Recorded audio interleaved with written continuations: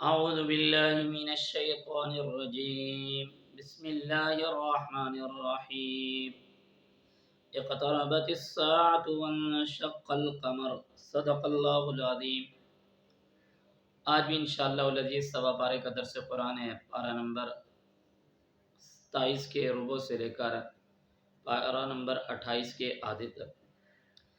سورۃ القمر یہ مکی صورت ہے۔ اس صورت کے اندر اللہ تبارک و تعالیٰ کی طرف سے وعدے بھی ہیں، وعیدیں بھی ہیں، مومنوں کے لیے بشارتیں بھی ہیں اور کفار کے لیے ڈرانے بھی ہیں، مواعظ بھی ہیں، عبرتیں بھی ہیں۔ نبوت، رسالت، بیع، بعث اور قضاء قدر جیسے بنیادی عقائد بھی ہیں اس صورت میں۔ اس صورت کی پہلی آیت میں قرب قیامت اور شق قمر کا ذکر ہے۔ قرب قیامت کے آ جانے کا مطلب یہ ہے کہ نبوت محمدیہ کے زمانے کے بعد اس زمانے کے مقابلے میں بہت کم ہے جو آپ سے پہلے گزر چکا ہے۔ نبی کریم صلی اللہ علیہ وآلہ وسلم نے اپنی 2 انگلیاں، ایک یہ والی اور ایک اس کے ساتھ والی، اس کا اس طرح ہاتھ کر کے فرمایا میں اور قیامت اس طرح بھیجے گئے ہیں۔ اس کے آگے نبی کریم صلی اللہ علیہ وآلہ وسلم کے معجزہ شق قمر کا کہ آپ علیہ السلام نے اپنی انگلی کا اشارہ کیا تو چاند 2 ٹکڑے ہو گیا۔ تو نبی کریم صلی اللہ علیہ وآلہ وسلم کے اس معجزے کو دیکھ کر کے ہونا تو یہ چاہیے تھا کہ مشرکین مکہ اسلام قبول کر لیتے، لیکن انہوں نے اس سے اعراض کر لیا، اس کی بات کو ماننے سے انکار کر دیا۔ تو اللہ تبارک و تعالیٰ کی ذات نے اپنے نبی صلی اللہ علیہ وآلہ وسلم کو فرمایا کہ آپ ان سے اعراض فرمائیں اور اس دن کا انتظار کریں جب یہ قبروں سے سہال میں کھڑے ہوں گے کہ ان کی آنکھیں جھکی ہوئی ہوں گی اور چہروں پر ذلت اور رسوائی ان کے چہرے پر چڑھی ہوئی ہوگی۔ آگے قرآن مجید کے اندر اس کی صورت کے اندر کفار مکہ کو ڈرایا جا رہا ہے کہ تمہارے بھی حرکات اور سکنات، تمہارے گناہ بھی ایسے ہیں جیسے تم سے پہلے قوموں کے تھے، اور ان قوموں نے جب یہ گناہ کیے، ان قوموں نے جب یہ اللہ کی نافرمانی کی، ان پر عذاب آیا، اور تمہارے بھی حالات اسی طرح ہیں۔ تم ان گناہوں سے بعد آ جاؤ ورنہ کہیں ان کی طرح تم پر بھی عذاب نہ آ جائے۔ آگے قرآن کے آسان ہونے کا مطلب یہ ہے کہ قرآن کو حفظ یاد کرنا، قرآن کو پڑھنا، یعنی یہ بالکل آسان ہے۔ جس طریقے پر ایک آدمی اجمی ہوتا ہے، کسی اور زبان کا ہوتا ہے، وہ قرآن کریم کو پڑھ لیتا ہے، چھوٹا سا بچہ ہوتا ہے وہ اپنے سینے میں محفوظ کر لیتا ہے، اور اس طریقے پہ نہ کہ قرآن کریم کو پڑھنے کا آسان کرنے کا یہ مطلب ہے کہ اس کا مطالعہ کر کے اس کے آیات سے استدلال اور استنباط کر کے خود ہی مجتہد بن جانا، بغیر کسی پڑھے لکھے آدمی سے اس کو پڑھ لینا، کہنا کہ یہ کافی ہو جائے گا، تو اس سے انسان جو ہے وہ گمراہ ہو جائے گا۔ آگے اس سورت کے اختتام پر اللہ تعالیٰ نے فرماتے ہیں ہم نے ہر چیز کو ایک خاص اندازے کے ساتھ پیدا کیا ہے۔ اس کائنات میں جو کچھ بھی ہے، خواہ وہ خیر ہو یا شر، سب اللہ کی مخلوق ہے، اور جو کچھ ہونے والا ہے وہ سب لوح محفوظ میں لکھا ہوا ہے۔ آگے سورۃ الرحمن ہے۔ اس سورت کا دوسرا نام عروس القرآن ہے۔ حضرت علی کرم اللہ وجہ سے مرفوع روایت ہے، رسول اکرم صلی اللہ علیہ وآلہ وسلم نے فرمایا ہر چیز کی دلہن ہوتی ہے، قرآن کی دلہن سورۃ الرحمن ہے۔ اس صورت میں باری تعالیٰ نے اپنی نعمتیں بیان فرمائی، جن میں سب سے پہلی نعمت قرآن کا اتارا جانا ہے اور بندوں کو اس کی تعلیم دینا ہے۔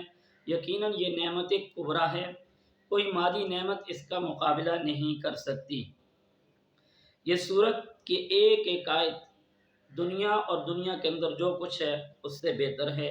یہ قرآن کریم کا ایک جامع معنی اور عظیم ایک پیغام بھی اس صورت کے اندر ہے، اور اس صورت کے اندر اللہ تبارک و تعالیٰ کی تخلیق کردہ بے شمار نعمتوں کا ذکر موجود ہے۔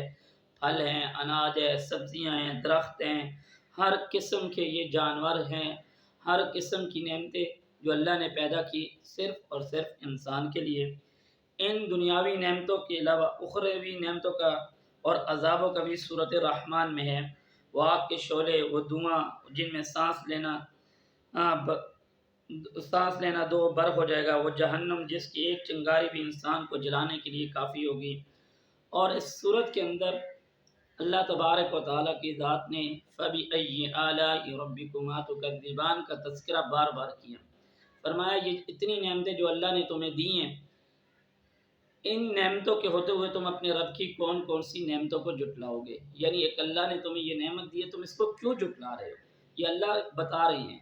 اور اسی طریقے پر جب آخرت کے عذابوں کا تذکرہ ہو رہا ہے تو وہاں پر بھی اللہ تبارک و تعالیٰ کی ذات فبأي آلاء ربكما تكذبان کا تذکرہ فرما رہے ہیں۔ تو یہاں پر بعض لوگوں نے اعتراض کیا کہ اس کی کیا ضرورت تھی کہ اللہ تبارک و تعالیٰ جہنم کے عذابوں کو بتا کر کے پھر کہہ رہے ہیں کہ تمہیں جو نعمتیں دی گئی ہیں تم اس کو کیوں جھٹلاتے ہو، تم اللہ کی نعمتوں کو کیوں جھٹلاتے ہو؟ تو فرمایا کہ کفر، شرک، فسق اور فجور جیسی گمراہی سے اللہ بچانے کے لیے تمہیں کہہ رہا ہے کہ جب اللہ نے تمہیں ایسی نعمتیں دی ہوئی ہیں تو تم اللہ کی نعمتوں کو کیوں، تم ان نعمتوں کو کیوں جھٹلاتے ہو کہ اللہ تمہیں بتا رہا ہے یہ کفر ہے، یہ فسق ہے، یہ فجور ہے، تم اس کے اندر کیوں جا رہے ہو، تم اس گمراہی میں کیوں جا رہے ہو؟ تمہیں پہلے ہی اس گناہ سے ڈرایا جا رہا ہے، تمہیں پہلے ہی اس خطرے سے بچایا جا رہا ہے۔ اس سے بڑی اور کون سی نعمت ہوگی کہ تمہیں عذاب آنے سے پہلے بتایا جائے؟ اگر تم اس سے بچ جاؤ تو یہ تمہارے لیے سعادت مندی ہے، نہ کہ بدبختی ہے۔ آگے سورۃ الواقعہ ہے۔ سورۃ الواقعہ کو سورۃ الغنا بھی کہا جاتا ہے۔ حضرت عبداللہ بن مسعود رضی اللہ تعالیٰ عنہ فرماتے ہیں جو شخص ہر رات کو سورۃ الواقعہ پڑھے گا اسے کبھی بھی فاقہ نہیں ہوگا، کبھی بھی اس کے گھر کے اندر غربت نہیں آئے گی۔ واللہ عالم۔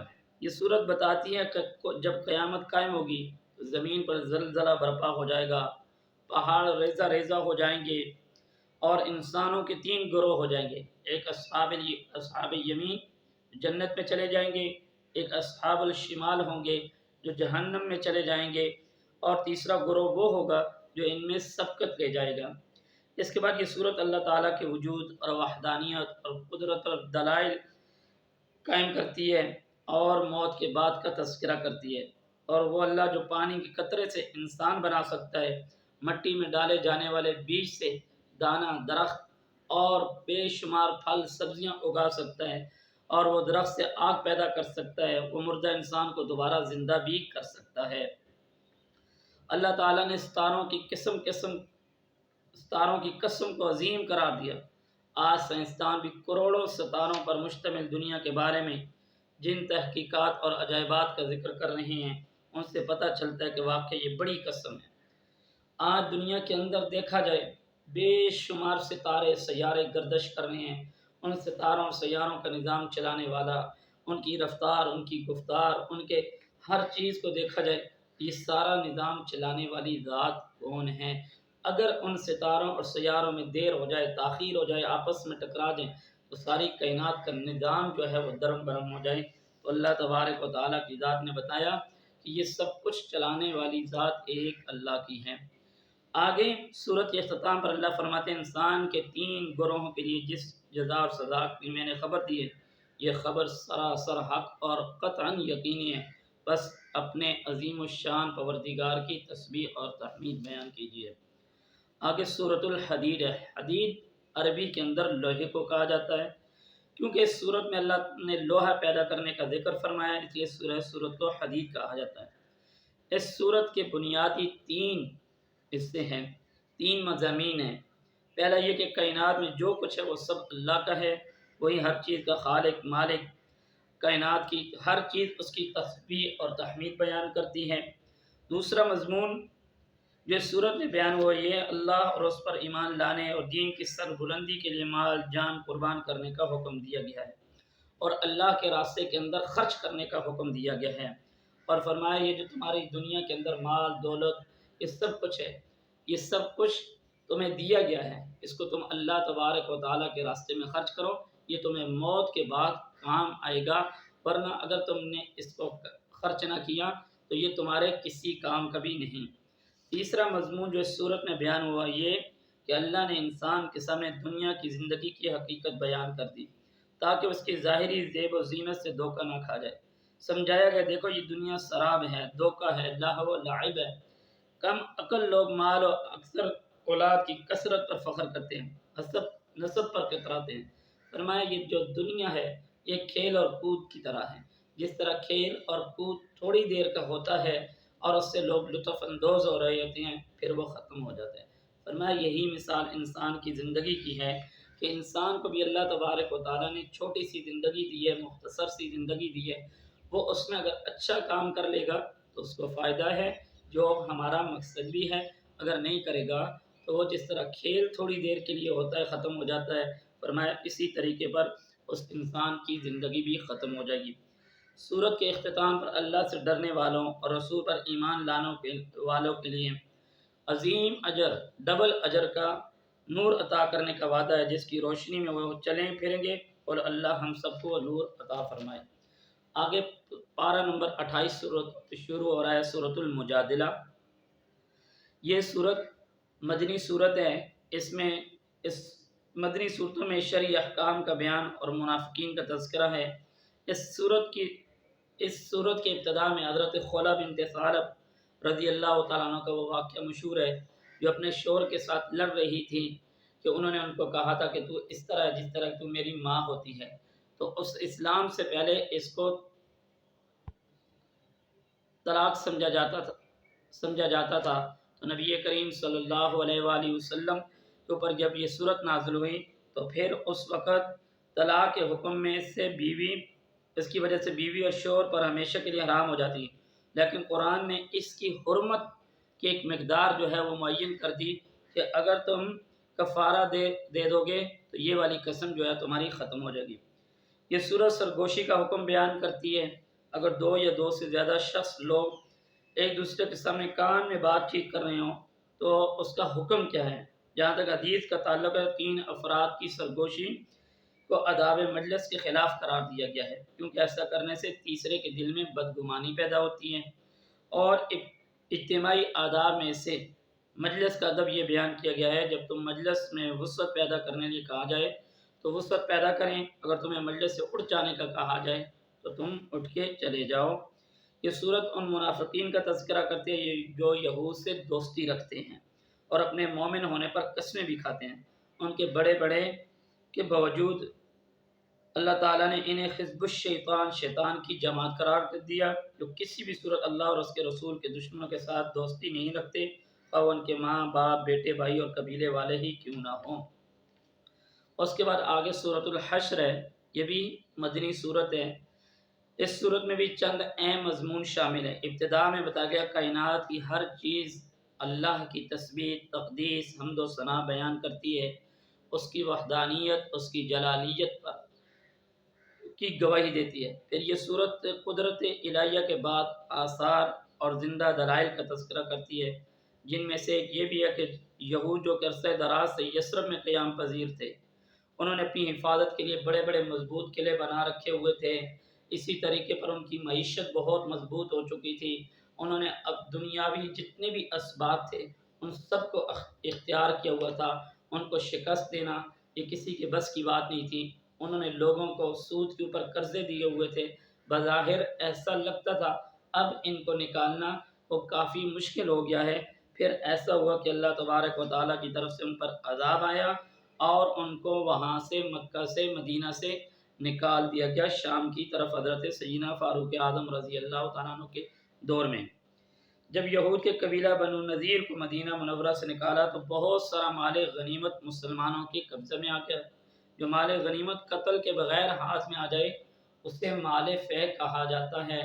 اس مال فے کا حکم یہ ہے کہ اس سے مجاہدین میں سے کسی کا حق نہیں ہوتا، بلکہ اس کی تقسیم کا اختیار اللہ کے نبی کو ہے۔ وہ اسے فقراء، ضعفاء، مساکین، حاجت مندوں اور قرابت داروں میں تقسیم کریں گے۔ یہاں اگرچہ مسئلہ مال فے تقسیم کا بیان ہو رہا ہے، لیکن اس ضمن میں اسلامی اقتصاد کا ایک اہم فلسفہ بھی بیان کر دیا کہ اسلام یہ نہیں چاہتا کہ دولت اور یہ چیزیں صرف چند بڑے لوگوں کے اندر رہیں، غریب اور مساکین میں نہ رہیں، اس لیے اللہ نے اس چیز سے منع کیا۔ جہاں تک صورت حشر ایک اللہ تعالیٰ کی طرف کی رضا کی ہر چیز پر ترجیح دینے والے مہاجرین اور انصار، ان کی تباہ کرنے والے قیامت تک کے مسلمانوں کی تعریف کرتی ہیں، وہیں پر قیامت تک منافقین کی مذمت بھی بیان کرتی ہے، جو یہود کے برے وقت میں اپنے تعاون کا یقین دلاتے رہتے ہیں۔ اللہ فرماتے ہیں 2 گروہ یہود اور منافقین کا انجام یہ ہوگا یہ دونوں دوزخ میں داخل ہوں گے۔ آخر میں اللہ تبارک و تعالیٰ کی ذات کی تسبیح اور تعریف کے ساتھ اور اسماء حسنہ کے ساتھ اس صورت کا اختتام ہوتا ہے۔ آگے سورۃ الممتحنہ ہے۔ اس صورت کا ابتدائی حصہ حضرت حاطب بن ابی بلتہ رضی اللہ تعالیٰ عنہ کے بارے میں نازل ہوا، جنہوں نے مشرکین مکہ کو ممنون احسان طریقے کے ذریعے خفیہ ذریعے سے حضور اکرم صلی اللہ علیہ وآلہ وسلم کی مکہ کی طرف روانگی کی اطلاع دے دی، اور یہ وہ صحابی تھے جو بڑے مخلص صحابی تھے، مگر ان میں سے ایک ایسی حرکت ہو گئی جو اللہ اور اس کے رسول کو پسند نہیں آئی، لیکن یہ اس حرکت پر بہت انہوں نے افسوس بھی کیا، توبہ طائب بھی کی، لیکن انسان کے دل کے اندر اپنے خون کا بھی اثر ہوتا ہے، اپنے وطن کا بھی اثر ہوتا ہے۔ اس وجہ سے انہوں نے یہ کام کر دیا۔ جب انہوں نے اللہ تبارک و تعالیٰ کی ذات کے آگے توبہ طائب کی، اللہ نے ان کی توبہ کو قبول بھی کر لیا۔ اور اس کے بعد جب اللہ تعالیٰ نے مسلمانوں کو کفار سے مقاطعہ کا حکم دیا تو انہوں نے اس کی تعمیل میں دیر نہ کی، باپ نے بیٹے سے اور بھائی نے بھائی سے تعلق ختم کر دیا۔ یوں ان کے ایمانی دعووں کی سچائی بالکل واضح ہوگی۔ صحابہ اکرام رضوان اللہ علیہ مجمعین کا معیار چیک کیجئے